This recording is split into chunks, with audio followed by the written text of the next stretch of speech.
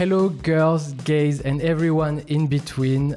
Merci d'être là pour le premier épisode de Tétu Bavarde, le podcast audio et vidéo du magazine Tétu, où on parle des cultures et des communautés queer. C'est un rendez-vous qu'on va fixer toutes les 2 semaines. On va essayer de s'y tenir à peu près. Je vous encourage déjà à liker, à vous abonner, à commenter que si c'est positif, qu'on soit d'accord, et à encourager tout simplement ce format podcast donc, qui est censé être chaleureux, bienveillant, je préviens autour de la table, convivial, voilà, et surtout queer. On va parler de sujets qui nous touchent, qui nous interpellent, qui nous intéressent. Et cette semaine, on va parler d'un phénomène mondial qui dure depuis déjà 18 ans. Petit coup de vieux, parce qu'on va parler d'une artiste donc, qui est complète, qui est ingénieuse, qui est engagée, qui est queer, et surtout qui est un petit peu folle. Et on espère forever, Lady Gaga.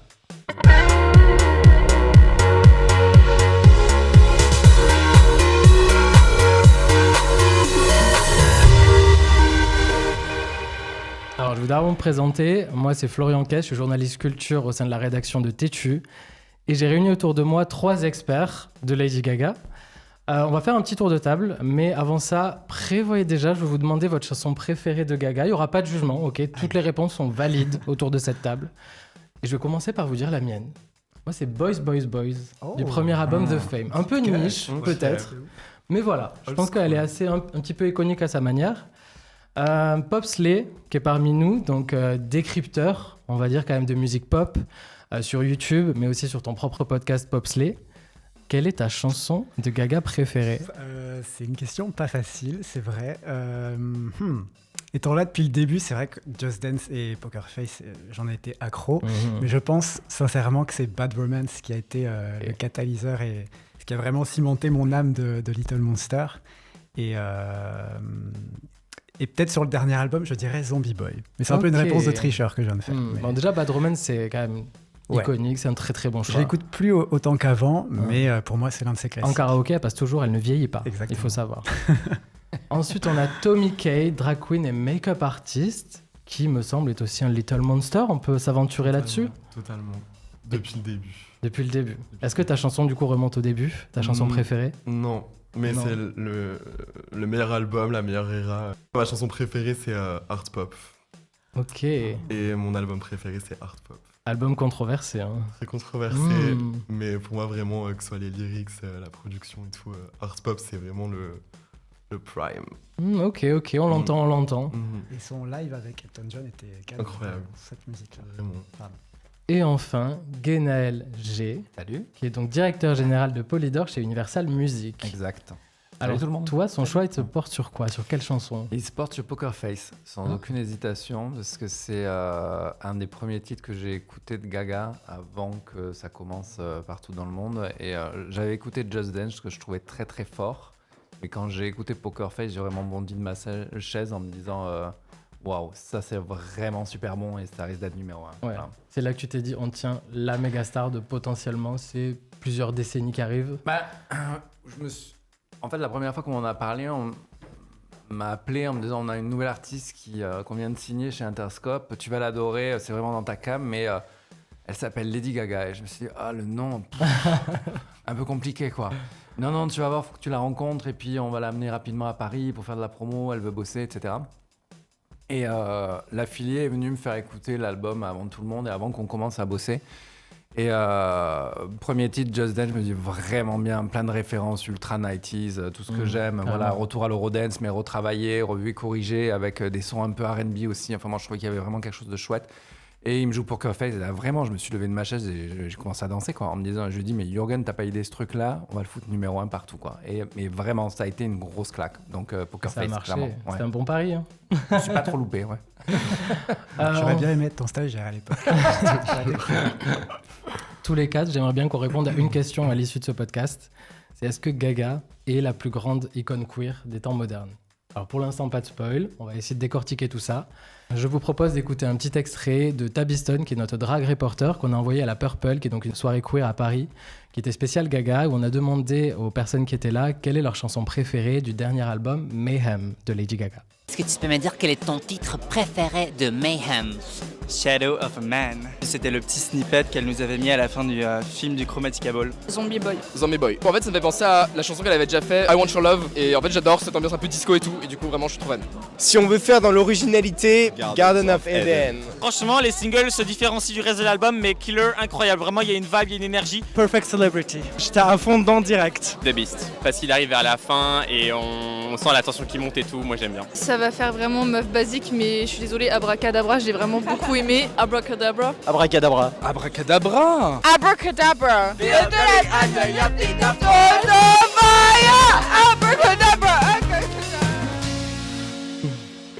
Alors, Mayhem, je vais le rappeler très rapidement, c'est le 8e album studio donc, de Gaga. Il y a eu plusieurs singles, il y a eu Die With A Smile à l'été d'abord 2024, ensuite à l'automne on est arrivé avec Disease, et enfin Abracadabra en février. Et puis l'album, donc le 7 mars, qui est sorti.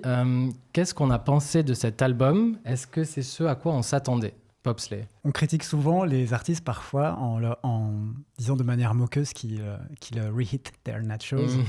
Ça tourne beaucoup dans la stan culture et c'est vrai qu'on a cette impression que Gaga reprend un peu des codes qu'elle avait exploités auparavant. Et donc, si on reprend l'image des nachos, on les met au micro-ondes et ils sont un peu plus fades et moins savoureux, quoi.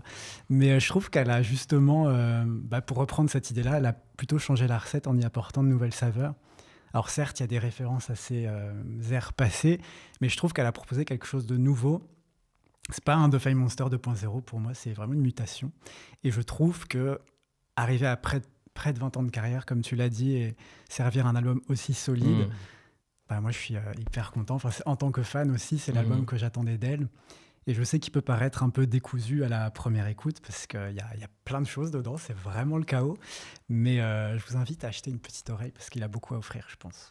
Donc toi, Tommy, en tant qu'aussi Little Monster avéré, est-ce que ça a été à la hauteur de ce que tu attendais? En fait, nous les fans, du coup, on s'attendait pas du tout à ce genre d'album de base parce que c'est vrai qu'avec ses teasing et tout, elle adore teaser un peu. Les premiers singles, en plus, c'était pas tant... Oui, tout était très dark, on s'est dit, ouais, ça va être assez puissant. Et c'est vrai qu'à la première écoute, j'étais un peu là en mode, what? Genre... Et en fait, les chansons, c'est ça qui est intéressant avec Lady Gaga, c'est la façon dont elle construit son album, c'est toujours hyper réfléchi. Et en fait, ça nous amène vraiment à plonger à fond dans l'album. Et en fait, plus je l'écoute et plus je me dis que ce soit, même la production et tout, pour moi, c'est toutes les intros, les outros et tout est... Je pense que c'est un de ses albums les mieux produits. Je suis d'accord, ouais. Mais est-ce qu'il faut du temps peut-être avec les albums de Gaga pour les digérer et les comprendre un petit peu, ou il faut plusieurs écoutes pour les...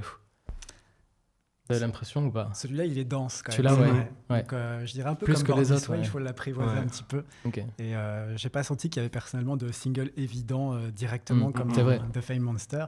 Mais je pense qu'il va bien vieillir. Parce qu'effectivement, comme tu dis, c'est l'un de ses albums les mieux produits, je trouve.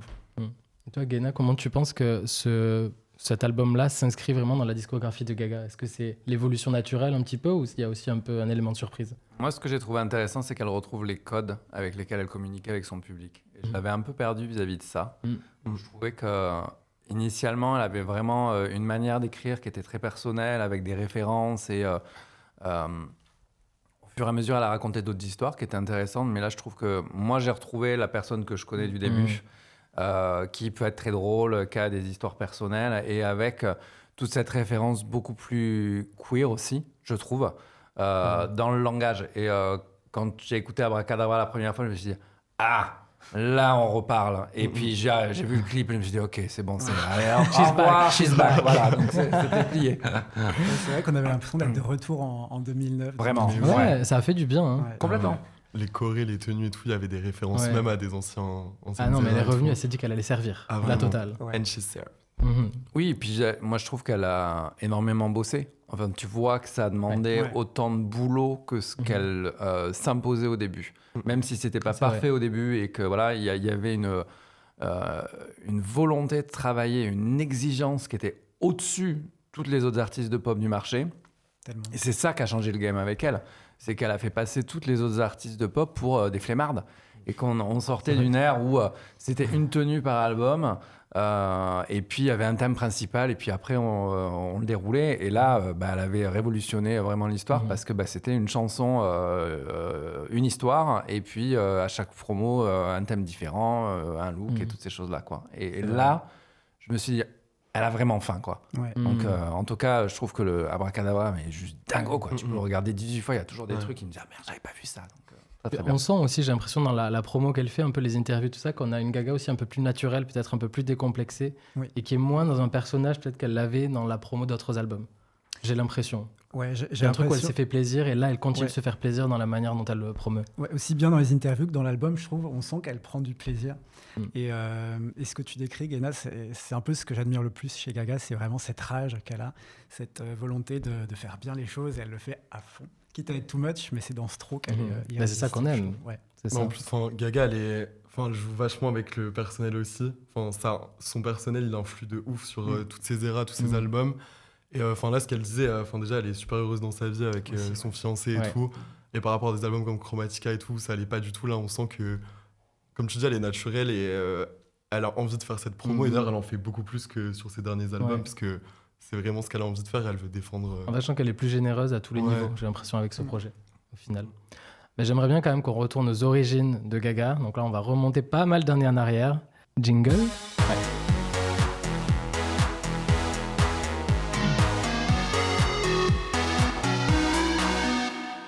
Alors, Lady Gaga, de son vrai nom Stéphanie Germanotta, bon, je vous apprends rien, je pense, née à Manhattan, à New York, le 28 mars 86, d'un père entrepreneur et d'une mère assistante en télécommunications. Elle intègre une prestigieuse école d'art à l'âge de 17 ans et elle commence ensuite à produire sa propre musique. Mais son big break, on l'a un petit peu évoqué, c'était avec Just Dance au printemps 2008, qui rencontre un succès instantané. Guenelle, je me tourne vers toi, parce que justement, vers la fin des années 2000, tu étais en charge du développement d'artistes internationaux chez Polydor, comme justement Gaga. Est-ce que c'était en interne, je veux dire, une évidence, en fait, quand vous êtes tombé sur cet artiste ? Pas du tout. Alors, en interne, au début, on a été rapidement conquis parce qu'on l'a rapidement rencontré. Donc, on a, sous le maquillage, les perruques, les tenues un peu cousu main et toutes ces choses-là, on a rapidement vu qu'il y avait du contenu et qu'elle était brillante. Et pour avoir passé beaucoup de temps avec elle au début, parce qu'elle venait énormément, on a pu voir qu'elle était drôle, extrêmement cultivée, il y avait une vraie vision, c'était un peu bluffant. En médias, ça a été très, très, très, très long et fastidieux. Les gens n'en voulaient pas au début. Wow. Ça a été assez rapide en radio parce que le son était intéressant et c'était frais et puis il n'y avait rien comme elle à ce moment-là. Par contre, sur des médias un peu plus prescripteurs, on va dire, presse ou télé, ça a été une tannée. Il nous a fallu 1 an et demi pour qu'on arrive à convaincre Taratata de la prendre sur son émission, 9 mois, je crois, pour qu'on fasse le grand journal. Et en presse, au début, personne n'en voulait, quoi. C'était quoi ? C'était l'époque, un petit peu ? Tu penses qu'elle était too much, déjà, pour les... Je crois qu'en fait, dès que tu fais de la dance music, y a cette étiquette One Hit Wonder et un peu cheap. Et les retours qu'on avait au début, c'était « Ouais, enfin bon, ta Cascada, elle fera un tube, elle retournera chez elle. » Sauf que les gens n'ont pas été creusés derrière tous les artifices et le personnage qui était cette fille. On pas pris le temps de s'asseoir donc avec elle et de discuter. Et nous, tout notre boulot, ça a été ça, de se dire rencontre-la. Au début, notre attaché de presse, c'était limite à supplier les journalistes en disant mais s'il te plaît, fais-moi confiance. Rencontre-la, tu vas voir, elle est intéressante, elle a plein de choses à raconter. Ah, ok, j'y vais. Ils l'ont fait, ils ressortaient tous convaincus en disant mais t'as raison, elle est géniale, etc. Premier truc qu'on a fait en France et qui a marché, ça a été la Couve des Inrocks. Pareil, il a fallu batailler, mais comme des tarés, et arriver avec un angle mode, avec une tenue Paradis Slimane, etc., pour qu'on arrive à créer quelque chose. Mais au début, personne n'en voulait. C'est fou, alors que maintenant, justement, tout le monde la veut et les opportunités sont moindres. C'est eux qui ne l'ont plus, c'est moche. C'est la revanche. Mais justement, toi qui as côtoyé Gaga quand même de près, est-ce qu'elle croyait depuis le début dur comme fer au projet et qu'en fait, il fallait se battre et qu'elle méritait cette place en fait, qu'elle allait l'avoir? Elle était convaincue, mais c'était génial. C'est que elle avait peur de rien. Et justement, ça changeait tellement de cette époque où tous nos artistes de pop étaient déjà un peu divas. Et puis, elle pensait que venir une fois de temps en temps et faire un peu de promo, c'était OK, c'était suffisant. Elle est arrivée, elle a rasé le game. Elle m'appelait, quand elle a ouvert pour les Pussycat Dolls au Zénith, son manager m'appelle quelques jours avant en me disant on est là le week-end. Elle arrive dès le vendredi. Samedi, dimanche, qu'est-ce que tu fais avec elle en promo? Je dis mais il n'y aura pas de promo. C'est un samedi et un dimanche. Les médias ne travaillent pas, nous non plus. Il me rappelle, il me dit écoute, elle est furax.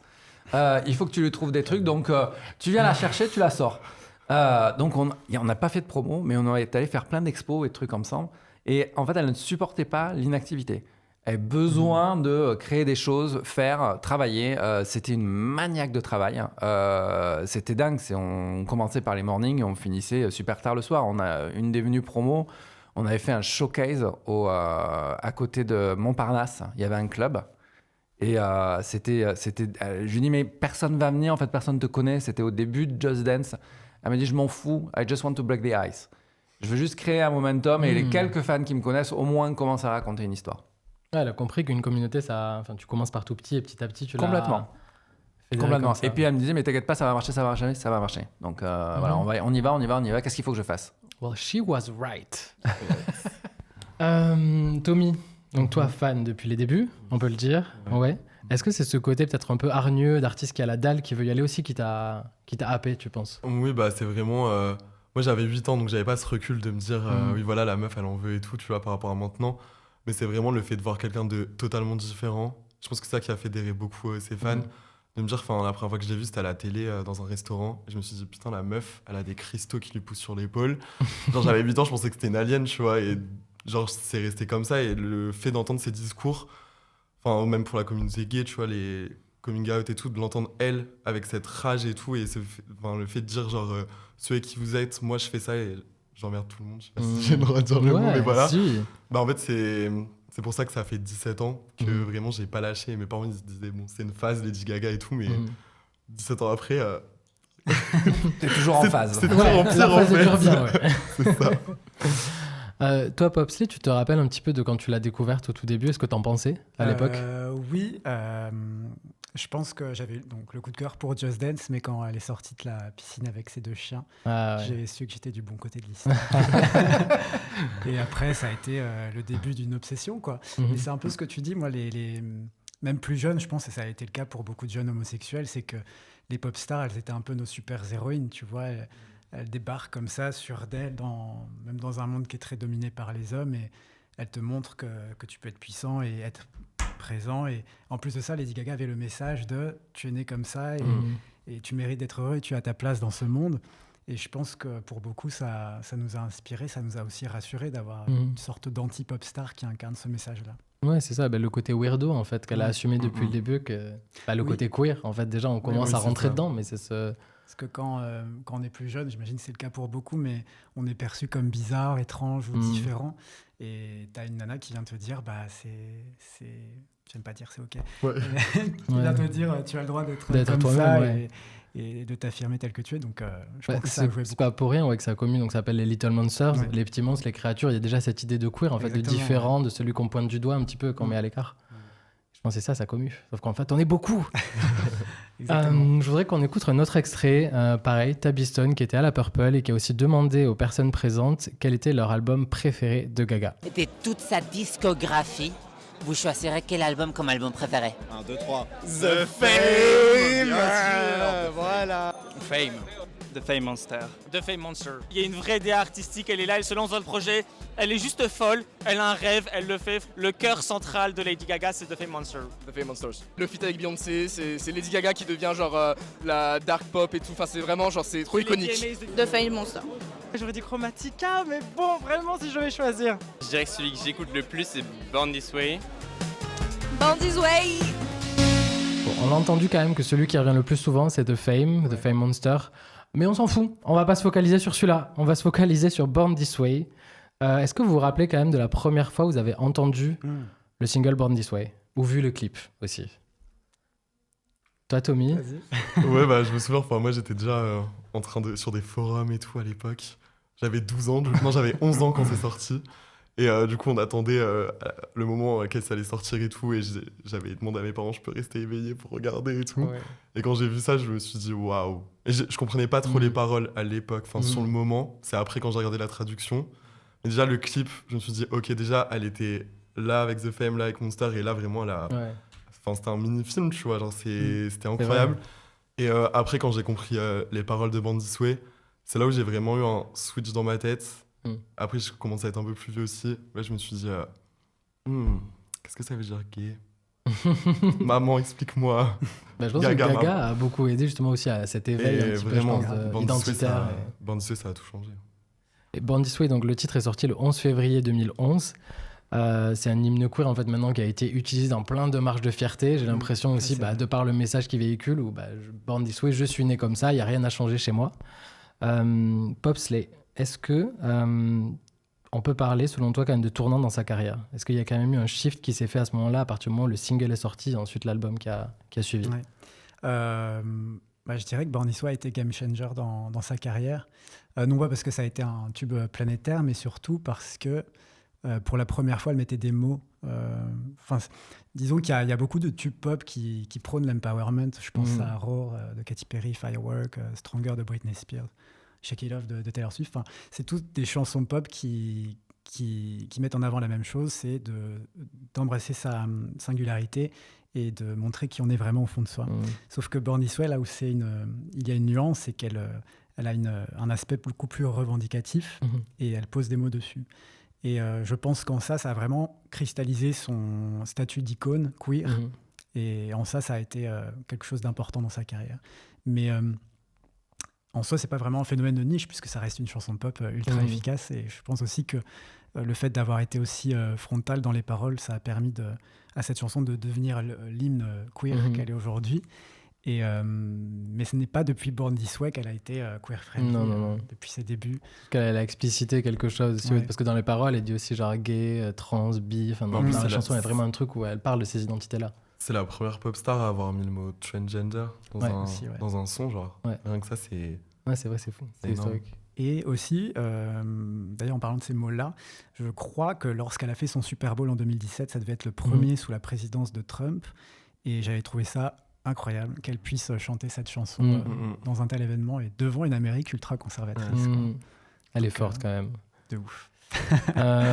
Toi, Gaënal, justement, cette chanson, est-ce que tu te rappelles un petit peu quand elle est sortie? Oui, et comment ça a été côté insider un petit peu? Est-ce que ça a été bien perçu? Un hit déjà prévu, anticipé? Oui, la première fois que je l'ai entendue, c'était en backstage quand elle est venue faire Bercy pour Monster Ball. Et donc on est avec elle et elle nous fait écouter l'album. C'était très drôle parce qu'elle avait ramené des énormes enceintes. On avait l'impression d'être au Queen à 4h du mat. Donc elle était en talons, elle dansait sur la table, c'était ouf. J'adore. Mais vraiment, voilà, perché, mais tout le personnage va jusqu'au bout du délire, c'est ça qui était vraiment bien. Et la première fois que je l'ai entendue, je me suis dit très très chouette parce que pour moi c'était une continuité de ce qu'elle avait fait avant, mais en allant encore avec quelque chose de plus rock, plus dark, etc. Je me suis quand même fait la réflexion de ça ressemble un peu à Madonna, on va pas se mentir. Je lui ai dit, elle me dit mais c'est un peu un hommage pour moi à toutes mes icônes, machin truc, etc. Tu vas voir l'album, tu vas retrouver plein de choses dedans. Il y a du Michael Jackson, il y a de ci, de ça. Et très très chouette. Après, je comprends à quel point ce titre a été un turning point pour beaucoup de gens. Moi, j'avais déjà fait mon coming out, donc l'aspect queer, friendly de Gaga, je le voyais depuis le début. Quand on voit Juno Awards qu'elle remporte au Canada, le discours c'est Thanks God and the Gays. J'étais là, je lui avais dit, mais fabuleuse. T'as une époque où plus personne n'osait vraiment avoir un parti pris politique ou en tout cas engagé. Toutes les pop stars avaient un peu rétrogradé, quoi. Il y a eu avant, il y a eu une période creuse où plus personne voulait prendre de risques parce que tu comprends, je fais de la pop, je fais de la musique, je peux pas trop être dans de la politique ou dans des engagements. Je trouvais ça un poil triste. Et elle est arrivée, non mais rien à foutre, j'ai des convictions les amis. Bulldozer. Mais bulldozer, ça leur plaît pas. Moi je suis là, c'est ma communauté, de toute manière j'en fais partie, etc. Et j'ai trouvé ça génial. Donc voilà, Born This Way, super, j'ai adoré bien évidemment tout, mais j'ai pas eu besoin de ça pour être convaincu. Sûr, ouais. Voilà. Mais est-ce que c'est son album le plus queer? Est-ce qu'on peut dire ça aujourd'hui? Oui, je pense. Bah oui. Ouais. En tout cas explicitement, c'est ça, au niveau du contenu. Je pense que c'est, en termes de message et d'impact culturel, c'est clairement indéniable. Mais oui, parce qu'il y a Highway Unicorn aussi. Ouais. Enfin, les paroles, elles sont incroyables. Enfin, ouais, je pense que c'est son album le plus queer. Ouais, c'est vrai. C'est le plus drama queen. En vrai. Aussi. Non, quand t'écoutes les top lines, etc., il y a quand même un côté ultra drama, quoi. Ouais, donc voilà. Et du coup, le plus queer. Donc voilà, plus drama, de facto le plus queer. Je voudrais qu'on écoute un petit best-of en fait, de moments de Lady Gaga, parce que c'est pas que de la musique, Gaga, c'est aussi des prises de parole, des petites déclarations, des moments qui font mouche dans la presse, dans les médias, sur les réseaux sociaux. On écoute ça. There was that rumor that you had a male appendage, that you were a hermaphrodite, and you joked about it on the stage last night. Maybe I do. But it's interesting. Would it be so terrible? But it's interesting. A lot of artists would immediately put out some sort of a statement saying this is absolutely not true.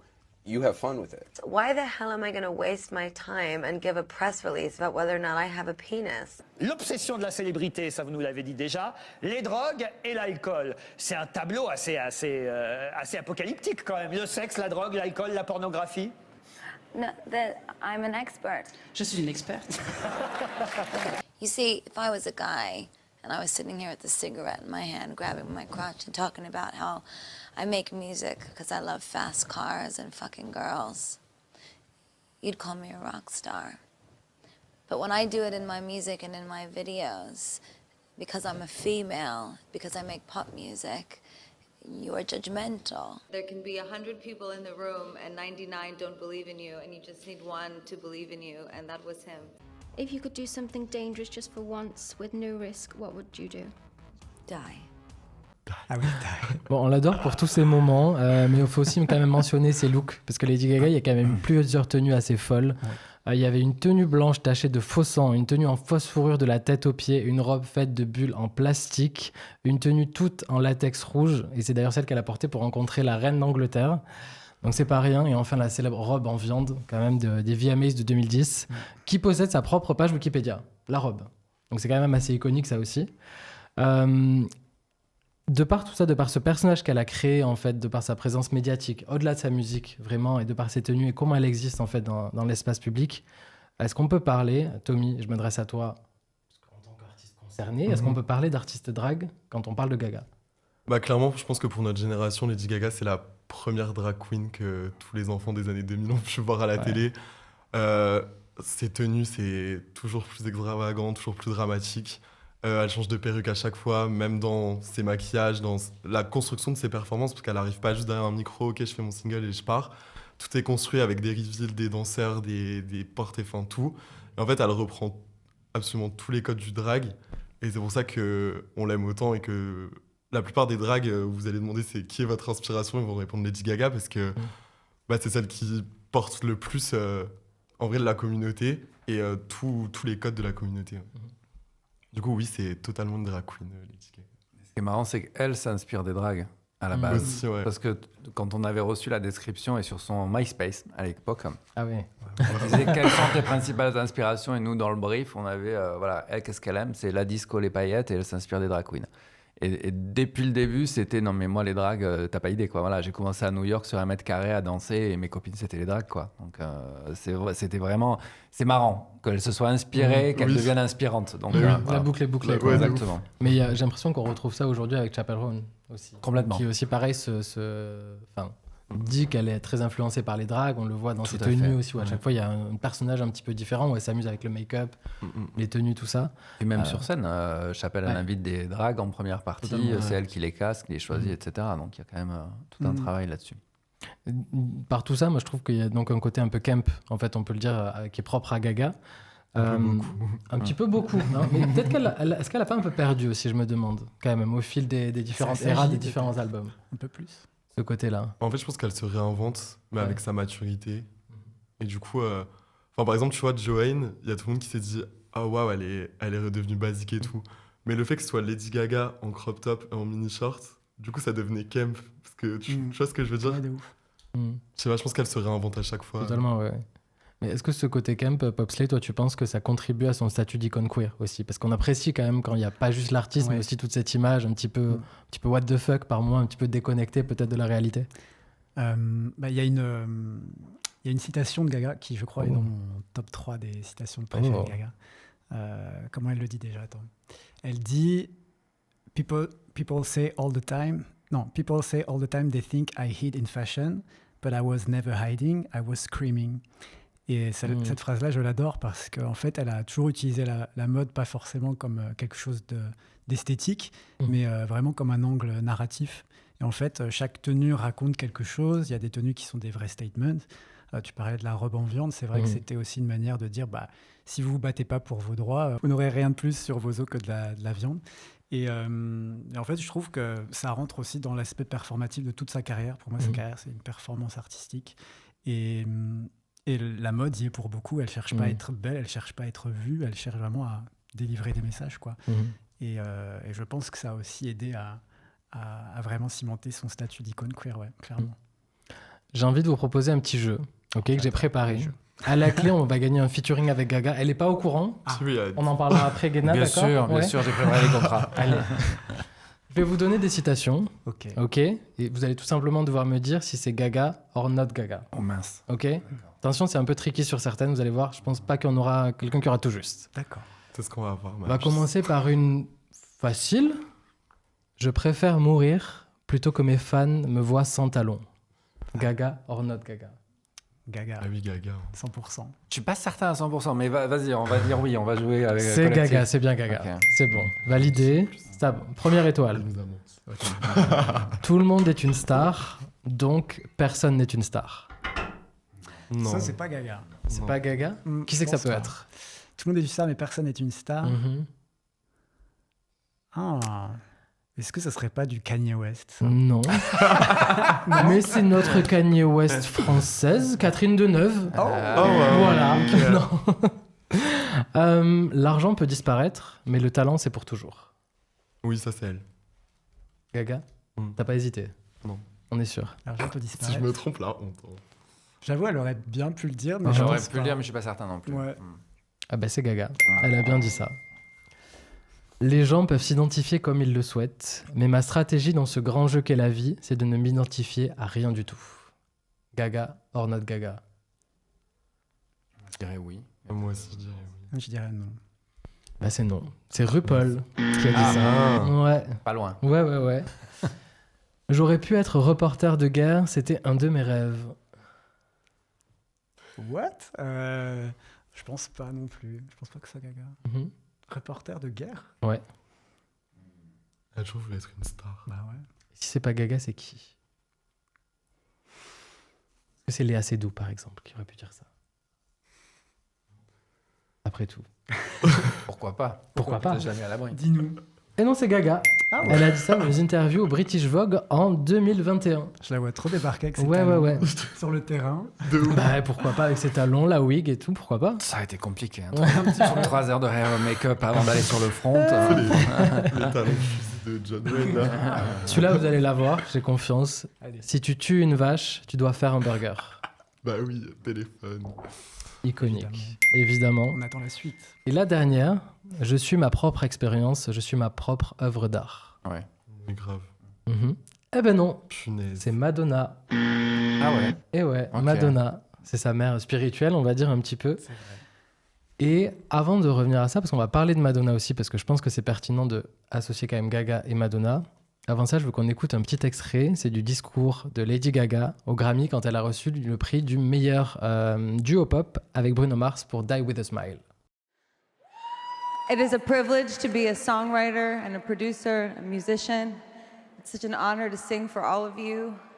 And I just want to say tonight that trans people are not invisible. Trans people deserve love. The queer community deserves to be lifted up. Music is love. Thank you.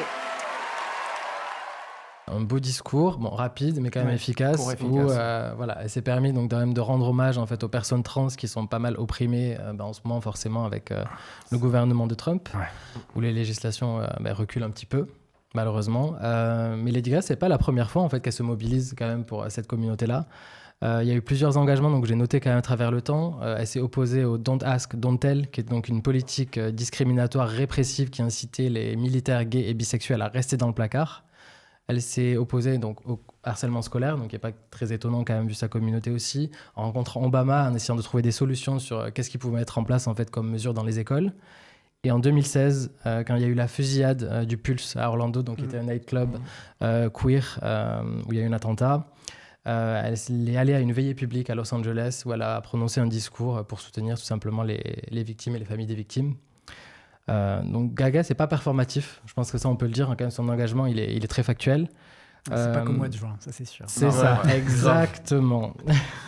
Est-ce que c'est aussi à ça en fait qu'on reconnaît une vraie icône queer? C'est justement à cet engagement et c'est ça qui fait la différence. Et c'est pas juste une jolie nana sur des talons qui va danser et qui fait de la pop.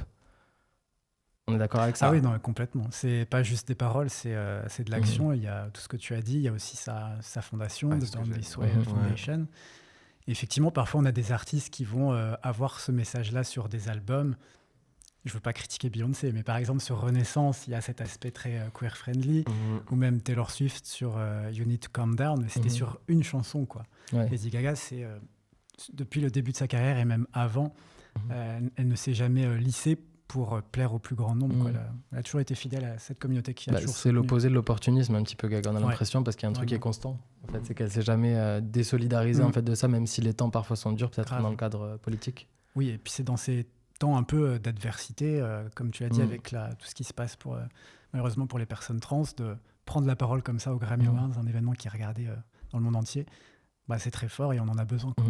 Et je voulais vous demander s'il y avait d'autres icônes queer en fait, comme Gaga, qui avait eu un peu cette image avec à la fois tout ce côté artiste accompli sur le côté musical et en même temps en fait, dans la présence dans l'espace public, une politisation, un activisme en fait, on peut dire qui est assez évident. Moi je pensais à Madonna, forcément, c'est pour ça que... un petit peu avant. Clairement. Est-ce que c'est Madonna un petit peu la première en fait dans ce genre de figure-là qui vient à l'esprit, ou en tout cas à ce niveau de notoriété? C'est pas la seule, parce que si tu rajoutes, tu as Dolly Parton, par exemple, totalement. qui est une figure plus vieille, entre guillemets, mais tout aussi emblématique et toujours aussi culte, en tout cas dans le milieu gay, et puis qui a vraiment fait beaucoup de choses et qui continue encore d'avoir des propos ultra pro-queer, Cher. Clairement, voilà, tu peux pas juste parler de pop culture queer sans parler de Cher. Voilà, c'est à un moment donné, quand justement il n'y avait plus personne, elle c'était une des rares à continuer de mener de front, tu vois, tout ça. Il y en a eu plein d'autres, mais peut-être pas en effet autant sur la longueur et de manière aussi insistante. On va dire que c'est par pic, c'est un peu... En fait, quand il y a des vagues de promotion, tu en entends parler. Quand il n'y a plus de vagues de promotion, tu n'en entends plus parler. Gaga, que je l'ai toujours trouvé cool, c'est quand même les années où elle avait absolument rien à défendre. Elle allait faire World Pride, elle allait sur des mémoriums. Il y avait toujours un signal, voilà, de je ne suis pas en activité, je n'ai rien à vous vendre, mais comptez sur moi, mais je suis toujours là et je pense à vous et je fais des choses. Surtout, c'est surtout ça, quoi, parce que juste en effet, aller faire un défilé une fois de temps en temps, c'est bien, mais c'est facile. Par contre, faire des vraies actions et défendre des gens et lever des fonds et mener des associations, c'est un autre boulot, quoi. Voilà. Ouais, d'avoir cette position de leader un petit peu. Tout à fait. Mais la différence peut-être avec Madonna et Dolly Parton, c'est que, en tout cas, peut-être je me trompe, mais c'est des femmes hétérosexuelles. Gaga, c'est une première, en tout cas, qui se revendique de cette communauté-là et qui vraiment s'inclut avec et nous prend dans ce combat-là. J'ai pas l'impression... Après, j'ai l'impression que Gaga a fait aussi peut-être des bébés de Chapel Roan. J'ai l'impression que c'est un peu cette figure qui vient en héritière un petit peu peut-être de ce que Gaga aussi a impulsé. C'est un peu par cycle, j'ai l'impression, mais clairement, oui, Madonna, on ne peut pas lui retirer, ça serait malhonnête que de ne pas le dire. Même pour la lutte contre le VIH, elle a pris très tôt la parole là-dessus. Et tu parlais de Cher aussi, c'est vrai que je crois que Cher était l'une des premières à parler de son fils, qui est ouvertement trans. Tout à fait, Et Kylie Minogue aussi, j'aurais dit. Oui, Kylie aussi. Kylie, oui, complètement. Et est-ce qu'on a l'impression que Gaga a fait d'autres bébés, on va dire? Est-ce qu'il y a une nouvelle garde un petit peu de Little Monster qui ont gagné un peu en popularité, qui pourront prendre le flambeau? À part Chapel. Ouais, et encore Chapel Roan, je pense que elle s'est beaucoup plus... elle se protège beaucoup plus. Et je pense que du coup, elle va être peut-être moins constante, puisqu'il y a des moments où elle doit se mettre en retrait, elle veut plus.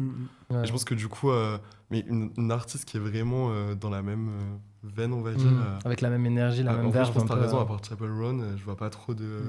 Parce que bon, c'est pas Sabrina Carpenter et tout qui vont prendre le flambeau, quoi. Mais sur l'aspect militant, c'est vrai. Mais militant, Mais surtout que là, il y a une différence, je trouve, entre icône queer et icône queer, parce que il y a celles qui vont...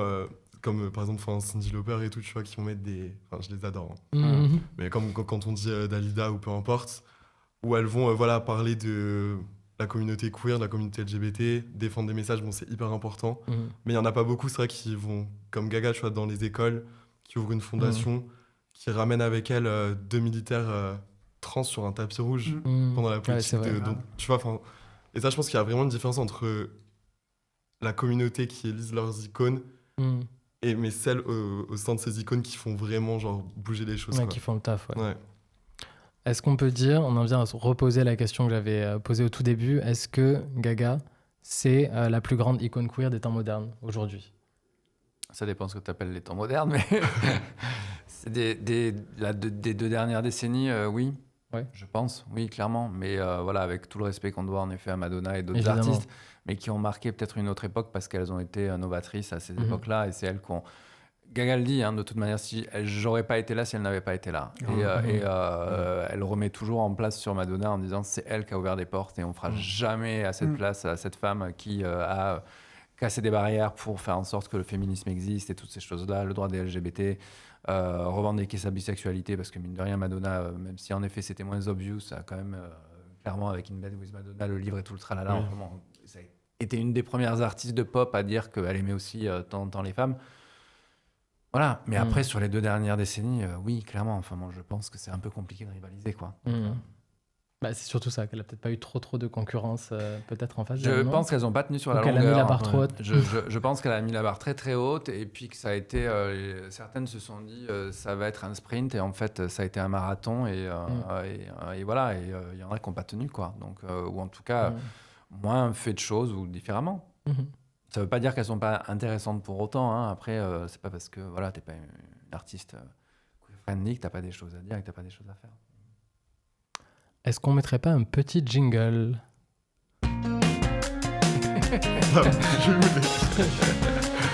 Demain, je danse sur Paris.